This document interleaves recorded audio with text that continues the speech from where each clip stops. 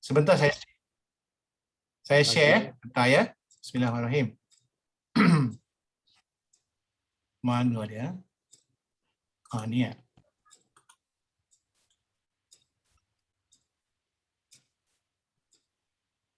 Okey. Sekejap. Saya pun ada terlintas dengan Prof Dat. Ha. Apa ni pasal sistem yang dah BIT bangunkan dengan JKSM kan. Ya. Jadi better kita guna sistem yang sama lah kan kalau sistem tu dah di ini kan. Memang digunakan. Nanti saya akan cerita ya. Produk yang Prof nampak ke skrin ni? Nampak. Make your will lah. Okey. Ini ada sistem yang akan disediakan. Dan saya akan masukkan kes yang mudah dulu lah ya. Dia bermula dengan tanya soalan lah pasal diri kita. Katalah kita start dengan pewaris lah. Pewasiat. Kononnya nama dia pewasiat lah. Dia pewasiat ni dia tengah buat wasiat. Dan ini alamat email dia sebab kita boleh berkomunikasi dengan dia lah pada berlaku kan. Dan dia tinggal di Malaysia lah katakan kan. Mana pula Malaysia ni? Malaysia.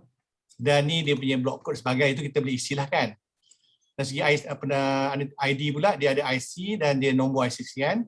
Dan dia adalah seorang lelaki. So ni dia start. Kemudian dia akan start tanya pasal ayah kita dulu. Dia tanya ayah kita masih hidup ke tak? Tapi tak berubah ni Cik Azam. Itulah nanti saya akan go through selesai satu round dulu. Kemudian dia ada sebab dia tanya dululah kan. Kemudian dia kalau tak ada ayah dia tak nak include sebagai bukan waris yang bukan waris utama tu dia tak jadi fokus dia lah. Kita cakap no dan kita pergi tu dia akan terus pada kita punya keadaan pula. Adakah kita berkahwin ke tak? Yang kata saya pilih berkahwin dan saya ada seorang isteri lah yang masih hidup dengan saya kan. Nama isteri lah senang. Isteri kan. Dan IC dia sekian. Gitu lah. Selesai tu ditanya pula sama ada saya ada anak ke tidak. Saya kata ada. Ada. Cik Azam. Sekejap. Yang Cik Azam cerita ni bergerak sekali dengan skrin ke? Cik tak nampak ke? Oh tak bergerak. Duduk di page yang asal dulu lagi. Oh ya. Kenapa dia macam tu Dengan ada bergerak tak? Tak bergerak. Tak bergerak. Patutlah ni tadi okey saya stop share. Saya tutup video kan bagi fokus ni dan saya akan share sekali lagi. Mungkin saya kena pilih desktop lah saja.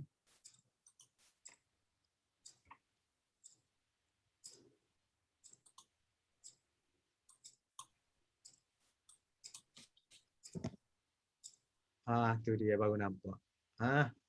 Sama MacBook juga ni. MacBook lama ni. Okey nampak tak kali ni? Nampak. Okey. Kalau saya bergerak ni dia bertukar lah skrin. Bertukar. Okey. Jadi saya cerita tadi asal dia skrin pertama dia tanya pasal diri kita lah. Mana kita kontak kita dengan kita punya email. Kemudian dia tanya pasal gender lah. Ni kan lelaki dan saya namakan dia yang buat ni nama dia pewasiat lah. Nak simpelkan dia. Dan dia kononnya tinggal di Singapura tak kisahlah. Dan dia punya jantina dia lelaki. Kan ni jelas ya. Setelah tu dia akan tanya pasal ayah kita dengan mak kita ada masih hidup tidak. Untuk kes ni dua-dua dah tak ada. Lepas tanya ni sistem ni untuk seluruh dunia kan Cik Azam? InsyaAllah untuk seluruh dunia. Kemudian dia tanya sebab ada banyak permintaan daripada foreigner yang beragama Islam di Singapura sebenarnya agak meningkat lah. Kemudian next dia tanya pasal kita pula adakah kita berkahwin. So kita cakap ya dah kahwin. Isteri yang masih hidup satu. Sebagai mudah nama isteri kan. IC dia dan dia punya ni lah dia punya ID dia. Dan dia pergi pada next one. Dan tanya pasal anak-anak kalau ada pula. So contoh ni saya nak bagi ada anak. dia ada 2 orang anak,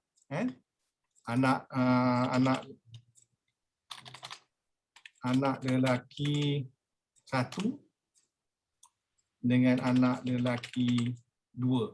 Ya. Anak perempuan dia tak ada, dia seorang anak perempuan. Dia anak perempuan 1. Ya. Ada tak antara anak-anak ni yang bawah 18 tahun? Kenapa dia tanya ni? Sebab dia kalau bawah 18 tahun, dia kena sediakan penjaga lah. Ya. Saya pun kata yes, ada seorang. Anak lelaki seorang ni dia anak dia bawah 18 tahun.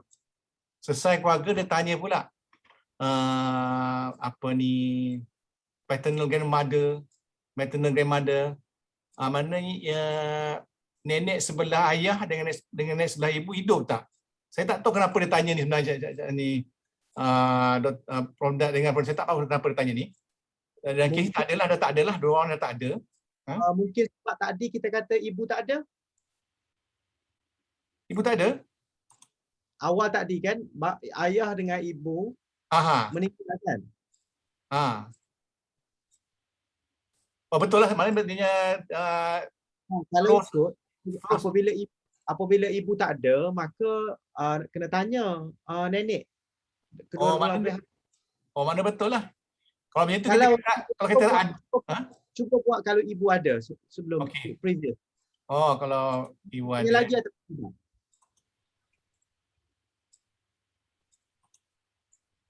Okey, cuba buat no. Ni semua ada ni. Pass away. Pass away.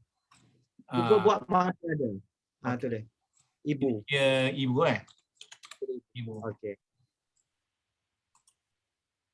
Soalan sama pasal taraf perkahwinan. Sama. Next je. Kemudian dia tanya pasal ada anak tak? Ada tadi kan cakap. Dan dia tak tanya dah pasal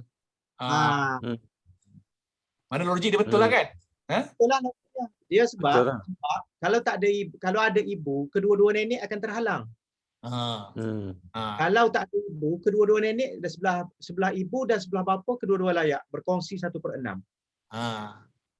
Di sini maknanya dia faham lah. Kan? Dia faham dan dia dia tanya Datuk lelaki. Patah balik Tak next. Next. Dia tu tanya pasal adik-beradik lelaki dengan perempuan. Dia tak tanya father. Paternal father. Tadi pass away. Kalau pass away, Datuk akan menggantikan bapa. Kelepas ni ada. Kelepas ni ada tak apa. Kita tengok dulu. Katalah dia ada abang seorang. Abang. Dan katalah dia ada kakak seibu sebapa, panggil kakak. Kan? Tapi sebelah abang sebelah ayah dengan kakak sebelah ayah tak adalah. Semua ni seibu sebapa. Ya. So next one dia tanya, dia tak tanya pasal Datuk tu lah. Ini penjaga, dia tanya soal ni sebab anak saya seorang bawah 18 tahun, dia tanyalah. Jadi cuba dalam take note lah yang tu. Kalau bapa tak ada, Datuk mesti kena tanya. Kalau bapa tak ada, bapa meninggal, Datuk kena tanya lah. Cuma ada isu lain lah pula di situ. Apabila ada Datuk, cara pembahagian dengan adik-beradik, dia ada kaedah tersendiri. Complicated kaedah tu. Ini dia panggil ikhwah ma'al jad tu. Untuk versi pertama, boleh tak kita kata sistem ni boleh menjadikan wasiat bagi keadaan-keadaan tertentu sahaja? Boleh begini, boleh kita take note tak apa untuk penyelesaian isu Datuk bertemu dengan adik-beradik akan diselesaikan secara manual. Bagi contoh. Contoh kan? Sebelum tu Prof. Dat. Bila kita tengok baru ni yang sistem yang Cik Azam sedang ni kita tengok ni, dia hanya fokus kepada wasiat sahaja kan? Lepas tu yang pengiraan faraid tu akan guna sistem yang JKSM tu kan? Ke macam mana? Betul. Betul lah. Ah, Ha. jadi jadi dia tidak link lah antara ni. Ke macam mana? Dia akan link kan? Ke macam mana? Nanti Akan saya link. akan tunjukkan CJ nanti dengan tengok CJ nanti saya rasa mungkin akan beri mudah memahami lah. Ya. Biasa habiskan ni dulu. Ya. Habiskan. Katalah pelantik Sebelum tu Cik Azam, saya. tadi sebab persoalan Datuk tadi tu kan. Ha. Adakah segala maklumat yang kita provide kat sini akan digunakan secara automatik dengan kepada sistem pengiraan faraid nanti ataupun kena masukkan balik dalam sistem faraid tu? Tak ada, dia secara automatik dah masuk. Oh, automatik. Jadi Apa yang berlaku di belakang sana dah ada integrasi dah. Sekarang ni aplikasi ni dah integrate dengan kita punya faraid calculation dah terikat dah sebenarnya. Okey, faham. Jadi betul lah kena take note lah yang pasal Datuk tadi kan. Kena take note lah pasal Datuk tu. Okey, so ada guardian, then pelantikan wasi, kan? Seorang, so katalah isteri saya lah, wasi saya, kan? Dan dia punya IC tadi, sebagainya. Dan kaitan wasi dengan saya lah, dia isteri saya. Kan? Saya juga melantik pengganti wasi lah. Sekiranya apa berlaku, mungkin saya lantik saya ke amanah ke apa ke, doesn't matter lah, atau saya lantik izin wasiat sebagainya kan. Dengan dia ni sebagai selain daripada yang lain lah, dia ada lah. Dan dia ni adalah amanah ke, lebih kurang situlah. Ini kita letak kemudian lah, doesn't matter kan. Satu soalan Cik Azam. Ya. Izin wasiat yang dimasukkan sebagai substitute executor ni, adakah sistem ni ataupun syarikat izin wasiat tu? Dia kena syarikat izin wasiat tu. Bukanlah. Syarikat. Maknanya yalah. Kebaikan syarikat amanah dia jadi sebagai penggantilah. Contohnya wasiat syok ke amanah raya ke kan. Mana dia juga ada diberi sikit kuasa lah untuk membantu wasi dan waris semasa pewasiat tu dah meninggal. Okey, lepas tu dia syarikat izin wasiat ni yang dekat Singapura tu ya? Ya, saya. Dia syarikat joint venture. Oh, okey. Faham. Baik. Selepas tu ni dia punya idea ni, produk dengan Prodin. Dia dah macam termasuk dalam hibah bersyarat lah. So sistem ni juga memberikan kemudahan kepada pewasiat tu, namakan terus nak bagi hibah ni kepada siapa dan dia berlaku selepas kematian lah kan. So katalah saya pilih yes, saya nak bagi ni. Dia tanya berapa orang nak bagi hadiah ni. Saya ada 3 orang anak tadi kan, katakan kan. Saya 3 lah. Kan. Who do you wish to? So yang tadi lah. Anak lelaki 1 kan, nak bagi saya punya kereta kawan, contoh. Yang kedua tu bagi anak lelaki Allah.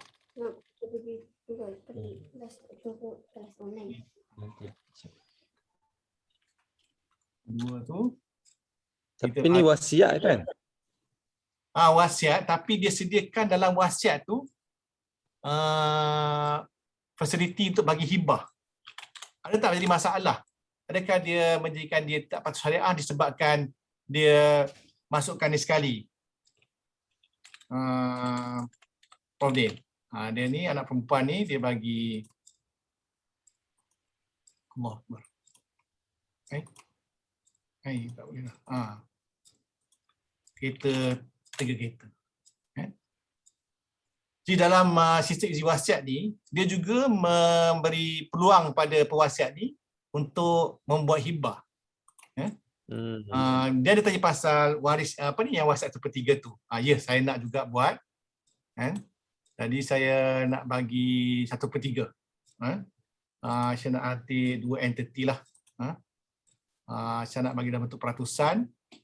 Pertamanya saya bagi inilah pusat zakat dan wakaf musim. Contohlah kan. Apakah kaitan dia dengan saya? Tak ada. Dia adalah operator wakaf. Contohlah. Ini contohlah. Yang kedua pula ini saya nak bagi 50%. Okay. Alamat dia mana? Alamatnya di Negeri Sembilan lah. Kena bagi detail lah ni, saya ringkaskan ya. Ya, tak apa. Boleh faham. Second macam ni pula saya nak bagi pada projek telaga air. Contohlah dia ni tak related dengan saya, dia adalah NGO lah. Contoh kan. Dan saya nak bagi 50%. Alamatnya berpusat di Shah Alam lah. Contoh.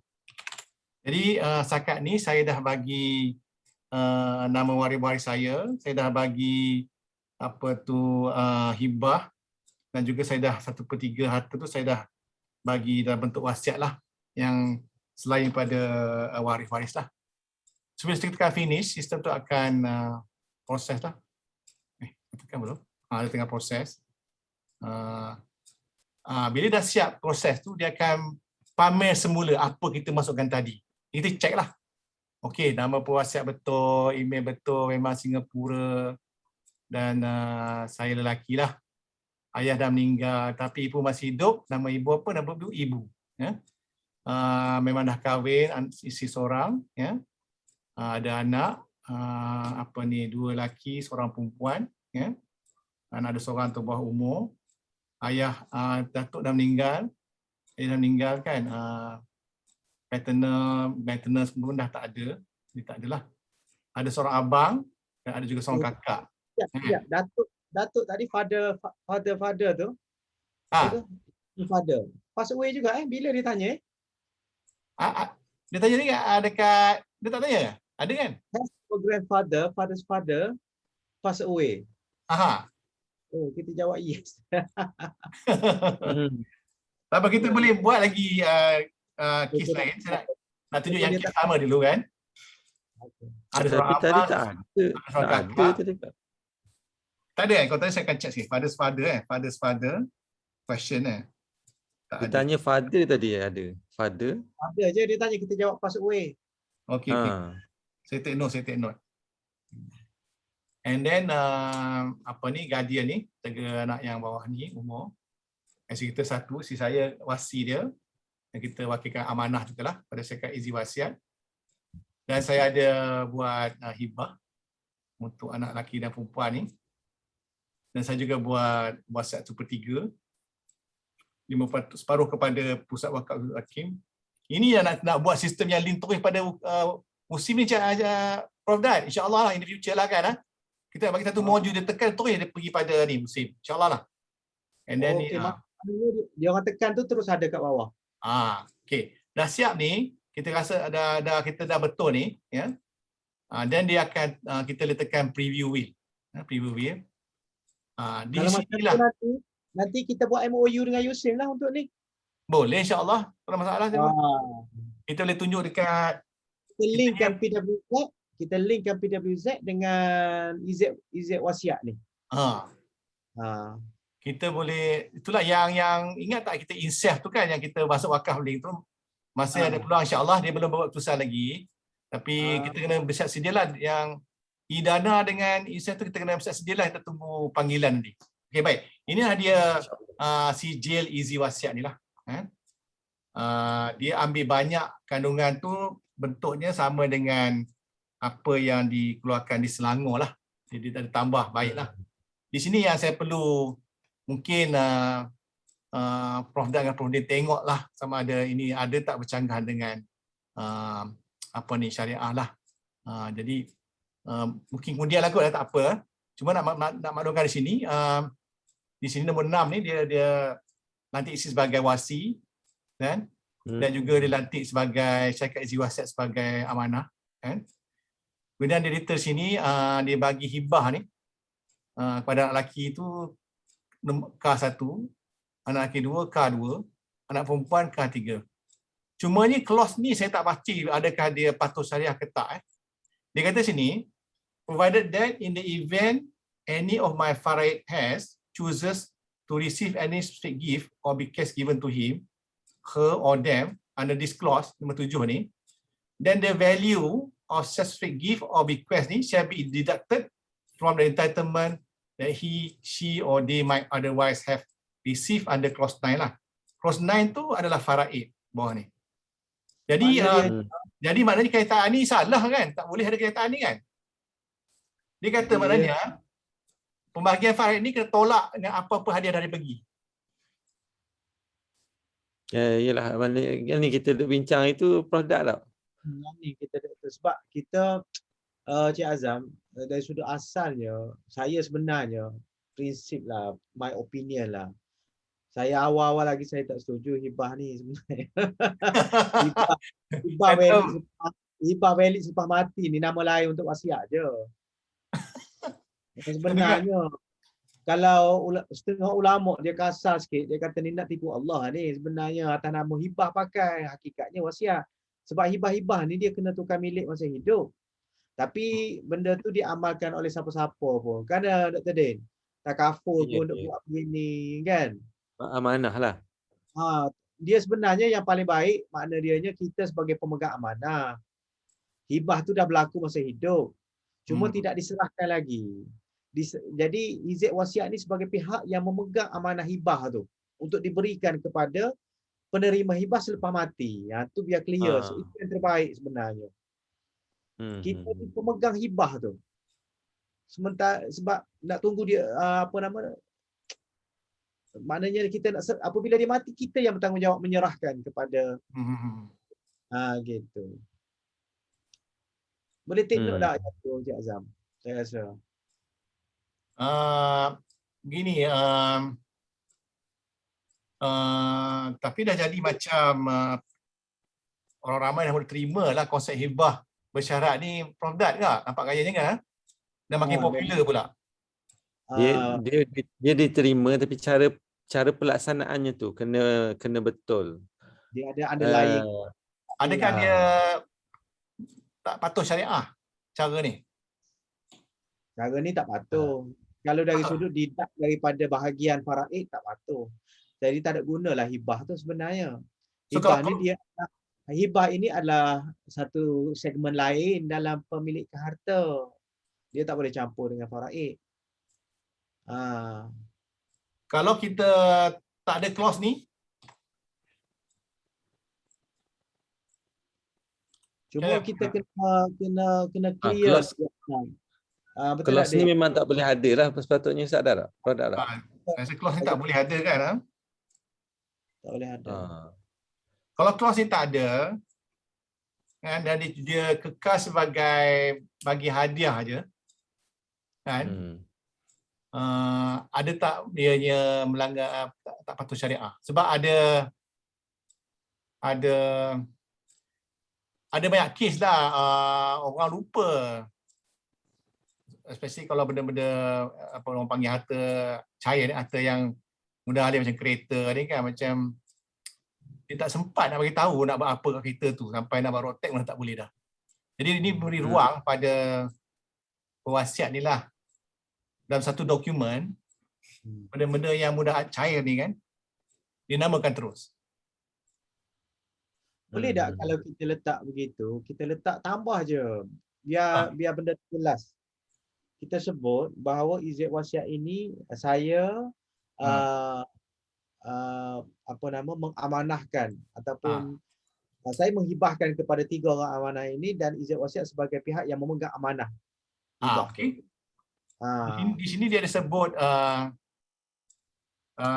kuasa lah diberikan kepada wasi tadi kan. Pertama dia kata kena tambah dalam satu clause ni sebagai amanah untuk menyerahkan hibah. Hibah tu lah pemegang amanah. Menyerahkan hibah. Kan? Kena tambah di sini dah kan. Izin wasiat lah kan. Ke wasi. Wasi lah, trustee di sini. Trustee. Wasi dengan dua-dua sekali. Wasi dengan izin wasiat sekali. Surat tambah keluar di sini mengatakan Boleh yang dia gitu. boleh tak, Komden? Macam mana tadi? Macam mana? Tak Macam mana? isu hibah tu yang nama dia hibah amanah, Cik Azam. Oh, Kalau hibah direct begitu, nampak sangat dia tu kita melanggar prinsip asas hibah.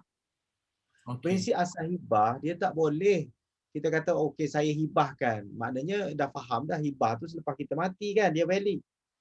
Kalau kita kata hibah amanah, maknanya kita mengamanahkan kepada trustee yang kita lantik. Sekarang ni kita lantik adalah izz wasiat. Kita lantik izz wasiat sebagai pemegang amanah lah untuk sebagai pihak yang kononnya lah telah menerima hibah tu sebagai harta masa kita hidup. Cuma tidak diserahkan kepada penerima hibah tu, melainkan selepas kematian kita. Faham tak Cik Azam? Okey. So boleh kita kata hibah amanah lah di situ. Kita nyatakan dia tu sebagai hibah amanah. Okey. Sebab dia syarat hibah ni, syarat hibah tu terlaksana apabila penerima hibah tu telah berlaku qada, telah menerima hibah tu. Jadi buat masa kita hidup tu kita tangguhkan penerimaan tu dan kita letakkan pada pemegang amanah untuk melaksanakan pemberian pemberian hibah tu kepada penerima hibah. Itu yang berlapiklah sikit, kita usahalah juga untuk ni. Okey. Sekurang-kurangnya. Itu yang kalau yang takaful prudential dia buat kan ada dia lebih kurang macam itulah, maknanya dia dilantik sebagai syarikat untuk maknanya benda tu dah diberi hibah masa hidup, tapi pelaksanaannya tu selepas kematian. Maknanya syarikat tu akan melaksanakan kepada syarikat lah, maknanya macam kita ni kita amanahkan kepada izz wasiat. Begitu. Kalau tak buat gitu dia akan jadi wasiat jugalah. Dia akan jadi wasiat jugalah. Baik kita tulis itu hibah amanah, nak terjemah dalam bahasa Inggeris macam mana hibah amanah? Kalau Dr. Ki ada sedaan sebab dia biasa main tu yang tu. Dia hibah amanah. Dia ada tak apa, saya continue sikit dulu. Nanti kita kembali pada topik. Yang tu kita ni dulu. Yang nombor 8 ni adalah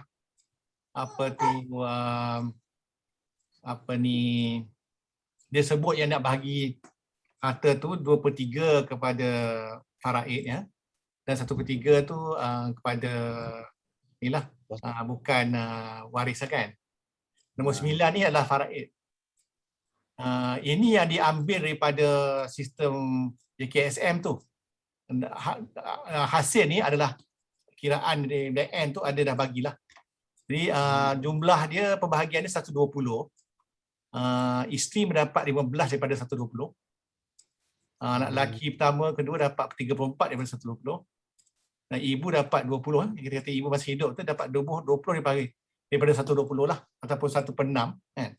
Dan anak perempuan dapat 17 daripada 120 lah. Kiraan ni bukan dia buat, kiraan ni kita yang sistem yang JKSM tu bagi. Jadi saya rasa tak ada dispute lah kan. Okey, baru saya clear yang ni.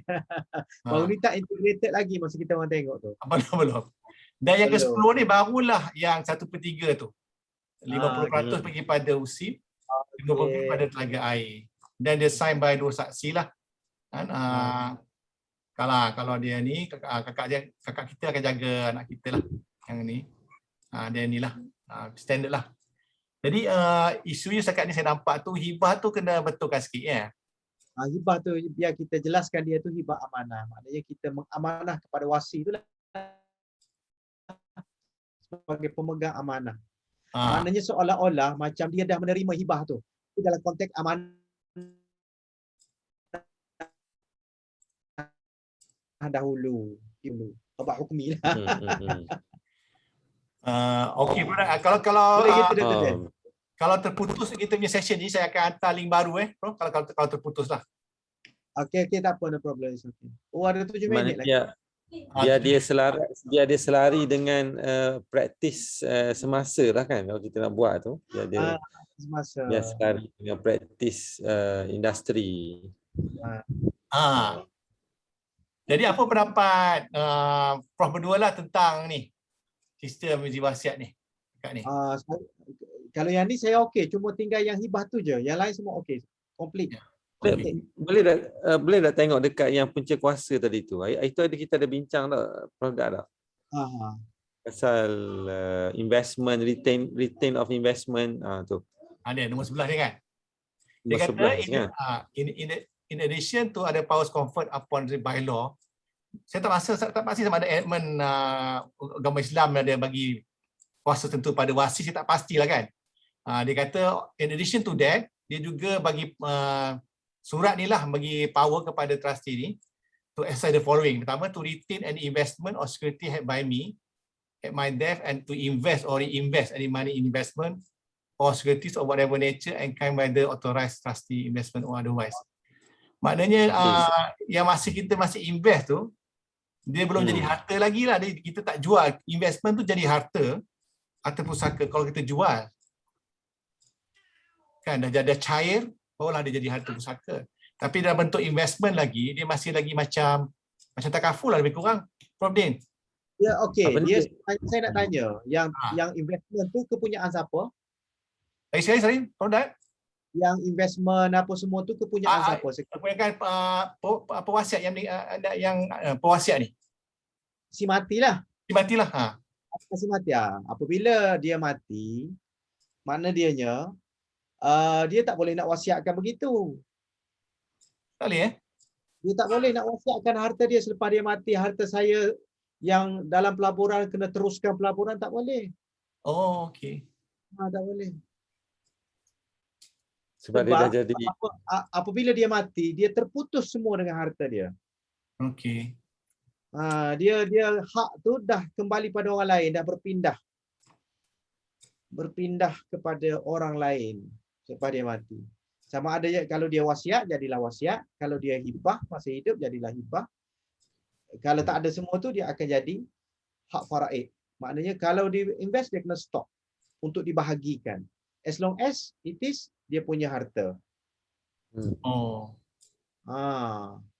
Hak yang dia boleh sentuh 1/3 sahaja daripada harta dia sebagai wasiat. Yang tu je dia boleh. Yes, absolutely. I see. Okay. Itu je yang dia boleh decide awal. 1/3 sahaja. Okay. Maknanya dia tak boleh retain, dia kena Jadi nombor 11 ni dia kena cash out lah, dia kena Dia tak boleh wasiat. Dia tak boleh wasiatkan supaya retain dia punya harta. Harta tu investment tu harta dia, security pun harta dia. Dia tak boleh nak retain begitu. Dia fungsi asas dia sebagai wasi ni adalah untuk mengagihkan harta, semua hak dia, al-amwal wal huquq, harta dan dia punya rights. Menyelesaikan hutang, menyelesaikan pasal hutang tu ada disebut di atas. Pasal hutang dia disebut di atas. Okey, tak apa. Cuma yang bawah ni 5A dengan B ni kan. Yang nombor 11 tu isunya. Itu yang kita bincang lama tak selesai tu.